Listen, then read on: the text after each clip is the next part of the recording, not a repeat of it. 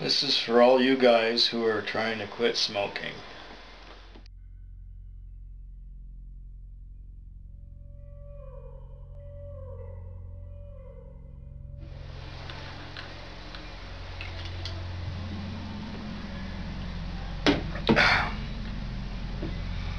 Hello, tubular folk. I was thinking last night about an experience I had years ago when I was prospecting. I used to work for this mining company where we would live in a camp in the middle of nowhere. Our camp was on a sandbar, and we were in the middle of nowhere, nobody else around anywhere. And there was a river that flowed by our camp. And well, the area that we were working on prospecting was pretty far away from where our camp was, say about 10 miles. And so we had to get there somehow, and it was kind of inconvenient to walk over swamps and muskeg and through forest and that just to get to work. So we had a helicopter to take us to work every day.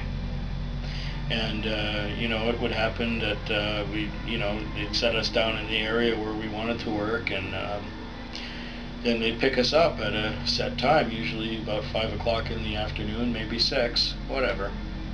We would designate a place, and in order for the helicopter to see us, we would light a fire.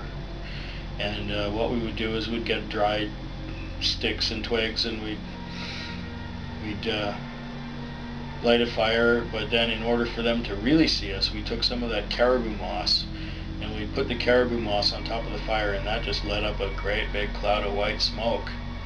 And so the helicopter had no trouble finding us.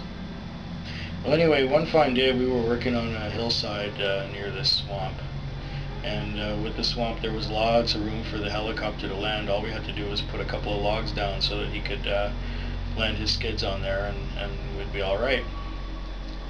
Well, we had finished our work on the hillside near the swamp, and then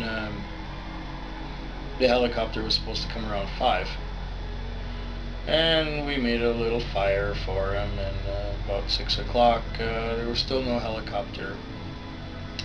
7 o'clock, there was no helicopter. Where was this sumbitch now? What's going on here? We were thinking, okay, a couple hours till daylight would go away, 9 or so.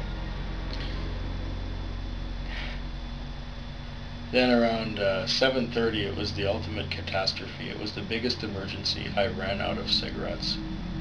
Now, being a hardcore smoker of at least 25 king-size, full-strength cigarettes a day, I was at the point where I was going to break. I'd smoke maybe 2 or 3 an hour, maybe 4. And I'm nicking out, and I'm nicking out, and I'm nicking out. At this point, I had none left. And I was looking at my watch, and 8 o'clock came by, and I needed a cigarette right now, really bad, like right now. And I'm nicking out, and I'm nicking out, and I'm nicking out. 8:30, there was no sign of helicopter or nothing. 9 o'clock, and the sun is going down near the horizon. 9:15, we start hearing the chopper coming up. It's an unfamiliar sound. It's not the sound of our chopper at all.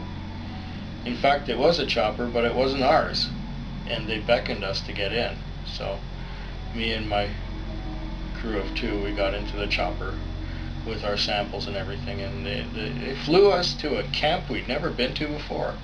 We didn't know where the hell we were. And of course, with the noise of the helicopter, nobody would explain anything.